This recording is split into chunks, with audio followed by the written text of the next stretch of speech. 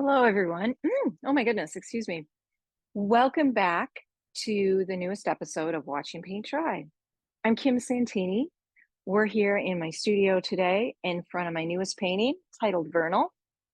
And I'm going to talk to you today about an elevator speech. And I want to talk a little bit about the significance of an elevator speech and what it actually is, and why it's important that artists have one prepared, even in this day and age when technology is so readily available to help us share and speak to what it is that we create in our studios. So, what is an elevator speech?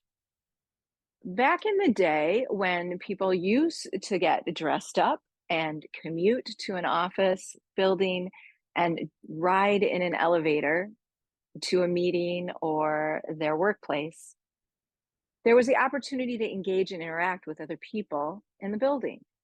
And conversations were had as people came on and off the elevators. And one of the things that, or one of the most common questions or icebreaker sorts of questions was, what is it that you do? Where do you work? Why are you here?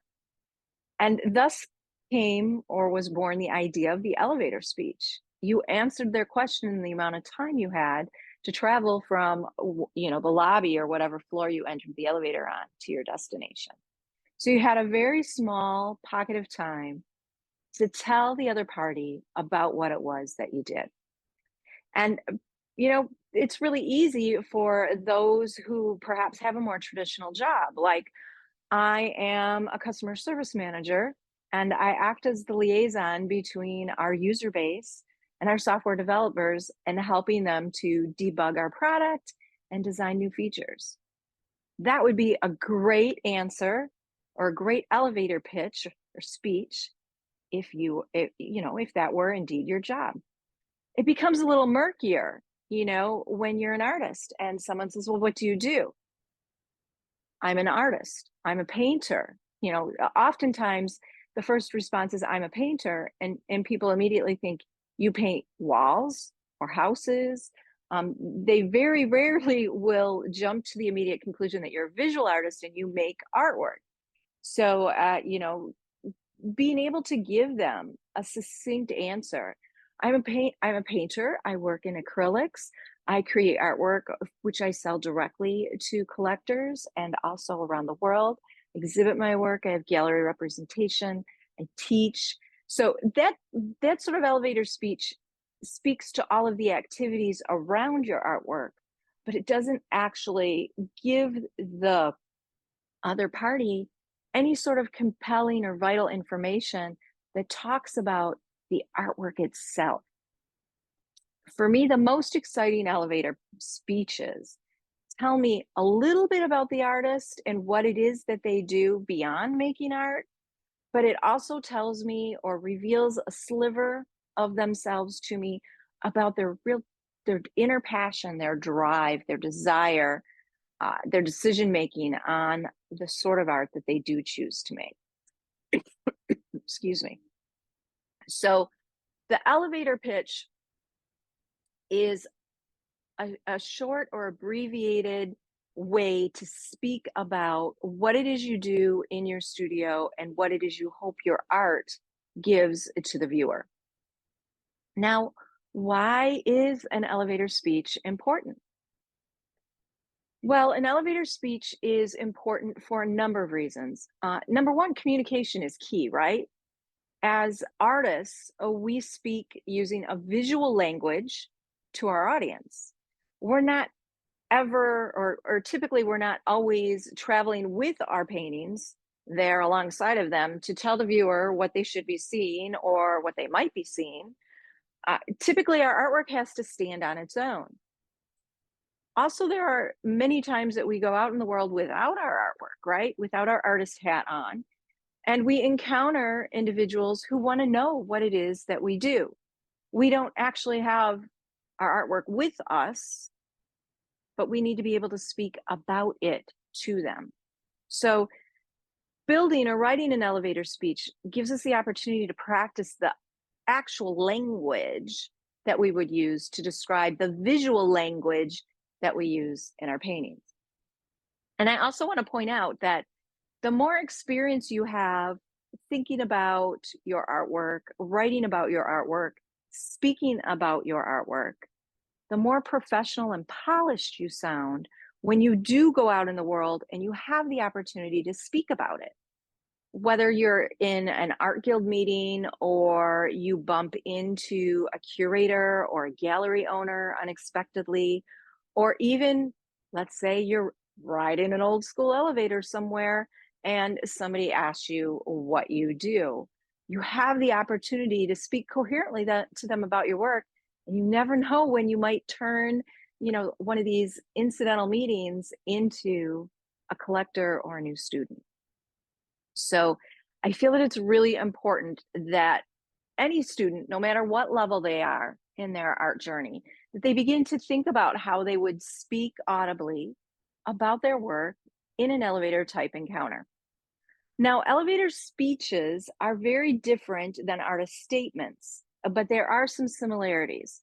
So, an elevator speech to me is something that's less formal, it's more conversational, whereas uh, an artist statement is meant to be a very structured, precise, and concise summary of what it is that you do in your work.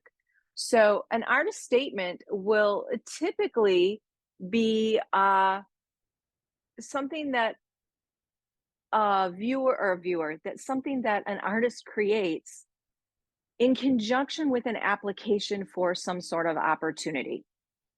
So let's say that you are applying for a juried exhibition, you are applying for consideration in a curated show, or maybe even writing for a residency or artist grant.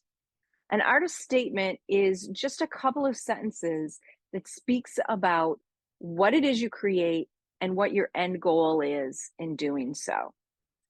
Artist statements have a reputation for sometimes being difficult to read or full of what the general public calls art speak. I tend to think that those artist statements are not as effective as artist statements that use more common language and are easier to read. But nevertheless, an artist statement is a very boiled down version of an elevator speech. I feel like an elevator speech is a more casual, friendly, approachable, responsive kind of conversation. So you, as the artist, provide a little bit of information, and then there's a natural pause, and the listener has an opportunity to ask you more questions about it. But again, it's going to be condensed into, whatever that window of time is, just a couple of minutes often of an exchange. So, how does one write an elevator speech? Well, there's a couple of things that I'm going to give you, a couple of topics here that you can think about as you begin to structure your elevator speech. First of all, I feel like this one's probably the most obvious, your subject matter. What are you drawn to create? What is it that gives you the most joy to create? Lots of artists are painting all sorts of different kinds of subject matter. And so it's difficult for them to narrow down and say, I only paint landscapes, or I prefer to paint the human form. So perhaps your subject matter is a little bit broader than mine, whereas I would say, the majority of my paintings are animal centric. Think about what it is that you paint from a subject matter standpoint. And if you do paint multiple subject matters, what is it about them that unifies them? Is it a point of view? Is it a color palette? Is it a particular idea that initiates them? There will be some sort of common thread in the subject matter that you create. So identifying that and being able to speak about that can be very helpful to the other party. You also want to think about your style. Now, every creative's goal is to unearth their own unique artistic style. I have yet to meet a student who doesn't want their work to be uniquely identifiable immediately as their own. But there's also more generic umbrellas of style, like we could call them stylistic tendencies, If you think about Impressionism, for example, abstraction could be considered a stylistic tendency, as can representational art. And there's different types of representational art. There is photorealistic art, which is very tightly rendered, detail specific artwork. There is also, loosely rendered, impressionistic, expressionistic representational art. So think about that umbrella of stylistic tendency that you might sit underneath and be able to speak to that in some easily identifiable terms. You also might want to talk about your materials. Are you a watercolorist? Are you a sculptor? Do you create artwork out of found objects? What is the impetus behind the materials that you choose to make your art with? That could be significant in helping the other party understand what it is that you make. So don't be afraid to talk about your materials, even though it may feel really obvious to you. The fourth point is one that's a little bit more elusive. Think about your artwork, your body of work, and ask yourself if there's anything in there, in that work, that lies underneath the surface that perhaps isn't as obvious as the subject matter or your style or your materials. But maybe there's some sort of underlying storyline or bit of information about yourself that you'd like the viewer to know that would enhance their understanding or appreciation of the work. For instance, what if an artist painted a hanger with a garment on it? You could appreciate that as a still life, and you might appreciate the pattern and texture and the value shifts as that fabric moves from light to shadow. You could really appreciate the way the paint or the product is applied to the surface, and perhaps the perspective or point of view of the artist when they actually set the still life up. But your understanding of the painting would change dramatically if you knew that this artist who's painting these garments on a hanger is actually painting the garments from their deceased mother's closet. That really changes the perception, the meaning, the takeaways from the artwork.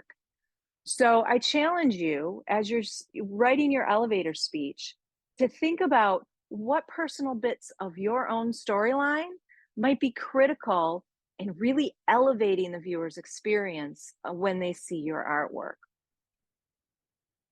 And then the final point that I think is the most important and probably the most difficult to speak to is putting a little bit of your intention or your personal story, yourself, into your elevator speech. Knowing who you are and what you prioritize in the real world, in artwork in general, what sorts of elements you feel have to be there in order for a work of art to be successful, those are critical components in speaking about your own artwork to other parties.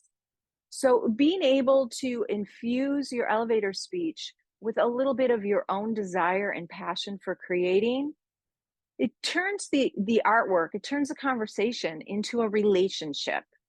You're not just speaking about surface things that the viewer or the other party can see and decipher for themselves. You're giving them a little piece of yourself, a little sliver of your own personal self. You're sharing it. It's like an offering. And you're asking them to engage and respond in return by sharing a little bit of themselves. And that's how a mutually sustainable isn't the right word, but a conversation where there's give and take at both ends happens. And that's the sort of conversations that we really want to have about our artwork. We want to engage, we want to respond, we want to have a genuine give and take with the other party, whether we're standing next to our artwork in a gallery setting or we're standing in the checkout lane at the grocery store speaking to the person in line in front of us. So Spend some time reflecting on who you are and why you art. And it's a little bit easier than saying, I draw because I've always drawn. That's kind of a surface answer. I paint because I've always painted and I've always drawn but if I dig a little deeper, for me, what I absolutely love is the magic that happens when marks go down on a page and they transform it into something else altogether. It's the alchemy of the marks on the page and the process of laying them down that completely transfixes me. That's a far more compelling answer than I paint because I'm wired to. So spend some time reflecting about what it is that compels you to.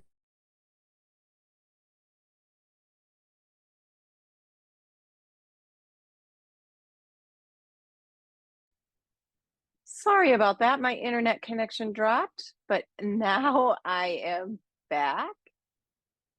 So think about, I was talking about intention and being able to speak to your intention as part of your elevator speech. Now, back in the day when the concept of an elevator speech was initially crafted, there were no cell phones, there were no personal devices. We were it was expected that a professional would have a business card or something with their contact information that they could exchange with interested parties. So, if you happen to be old school and have literal business cards printed with you, please make sure you have them on you all the time so that you can actually use them when someone asks what you do. Okay. You can give them your elevator speech and you can also literally hand them a card, and further share that contact information with them. Another way to do that is to use your device, your smartphone, and use that as an extension of your elevator speech. So the concept of the elevator speech is that we speak audibly about what we do because we didn't actually have that image to share with them.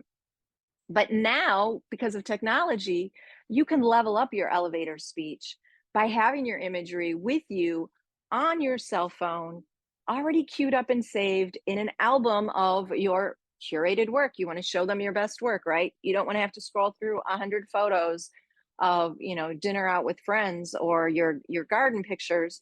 You want to be able to drill directly to that album and you want to hand them your phone and say, feel free to swipe through these. These are examples of what I do. And then you can step into your elevator speech and tell them more about what it is that they're looking at. So feel free to build that album on your phone and make it easily accessible so that you can whip it out and show it to them right away. You want to look professional. It's also important, or it could be important, to have a QR code as a part of your photo album of artwork. And that QR code you can use a free QR code generator. Just Google it, they're all over the internet. Generate a QR code that will take that third party to your internet content. If you have a website, take them to your website. If you don't have a website, but maybe you have social media content, take them to that. If you actually have a link tree built with links to all of your various internet content, having a QR code to your link tree is fabulous. QR codes are those little scannable barcodes that we see all over in the real world now. Most notably, they showed up at restaurants recently in lieu of paper menus. You can pull your phone out, you can scan the code that's right there on the table, and you can peruse the menu offerings right there on your phone. Take advantage of this technology and use it to further shore up your elevator speech. It's a fantastic tool. So just to sort of reiterate, the things to think about inside your elevator speech would be your subject matter, your style, the materials that you use, any information that isn't immediately apparent or a surface read that would elevate the viewer's appreciation of your work, and a sliver of what your passion, your compulsion to make art is. Make it personal. Share something a little perhaps unexpected or intriguing, and that entices that other party to ask for more information. And have supplemental information available. Take advantage of technology, utilize your smartphone, utilize QR codes to further share the message about what it is that you make. All right. Are there any questions about the content of an elevator pitch? If there are, feel free to unmute yourself and ask them.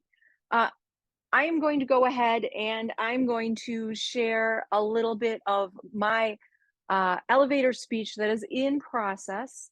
This is something that I have been working on the last couple of weeks, and I've been doing a lot of reflection and writing about the 5 W's, the who, what, where, when, why of what I create.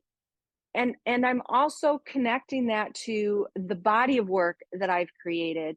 And this is what I've come up with. So it's a little informal, but I'm going to share it with you now. And actually, what I'm going to do before I share that is I am going to pull up an image of my work.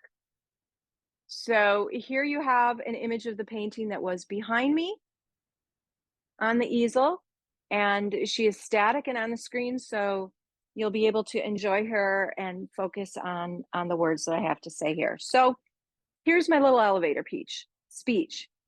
What is it that you do? Okay, we're going to pretend I was just asked that. I'm a painter. I'm a visual artist.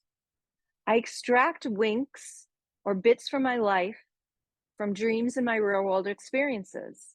I weave them together and build a spiritual space that invites the viewer to craft or create their own narrative about what they see. Using the animals I dream about or encounter in life and dovetailing them with organic patterning, vast spaces, and other ephemera from the natural world, I orchestrate an ethereal sort of magic in my paintings that transcends any particular time in history. My paintings speak to the balance of life and our symbiotic reliance on other life forms, while also sort of speaking to their own kind of creation tale. These are things that I'm fascinated with in my own life. I love stories of mythology, and I love when I'm in the woods and walking, thinking about the history of animals or other creatures or living organisms that might have occupied that space. And I feel like my paintings are really rooted in representation, but I love letting them spin off into a world entirely of their own making. And that enables me to use a lot of loose brushwork and arbitrary color and just dive into my imagination and create things that don't exist anywhere else. So I really hope that my paintings sort of capture the viewer from across the room and invite them to step in closer. And with, each step in, the viewer, I want them to discover something new and begin to weave their own story about what it is that they see. So there you have it, my quick little elevator speech. The doors open. I thank that party for listening, and I remind them of my name. My name is Kimberly Santini. I have a business card. If you can wait a second, I'll pull that out for you. Or you're welcome to visit my website, which is the same as my name. It's KimberlySantini.com. I work here on the 3rd floor. Feel free to stop by if you ever want to have coffee or talk some more about art. And that's how you sort of shift your elevator speech into an invitation for a relationship or a dialogue that continues after that moment.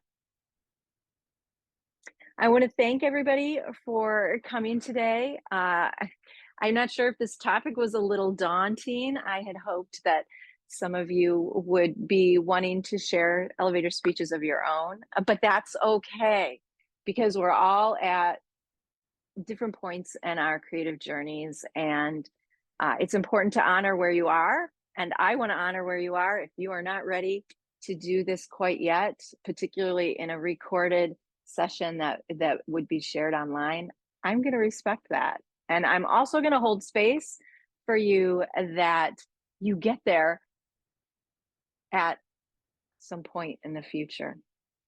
So if you have questions about elevator speeches, feel free to pop them into the comments section on this video that's going to get uploaded to my YouTube channel later today. I will be happy to answer those for you. And feel free to, you know, call up a friend and enlist them as an accountability partner to practice your speech on. Don't be afraid to do a little bit of role play, or call up another creative friend and challenge them to write their elevator speech, and you guys can bounce them off of each other. The more practice we have talking about our artwork, the more articulate we're going to be, the more professional we're going to sound, and the more capable we are to elevate the viewer's experience when they're looking at our work. So I'm wishing you all the best. Thanks again for stopping by and spending a little bit of your lunch hour with me today. I'm Kim Santini, and I look forward to sharing another episode of Watching Paint Dry with you in June. Everybody be well and happy creating. Bye.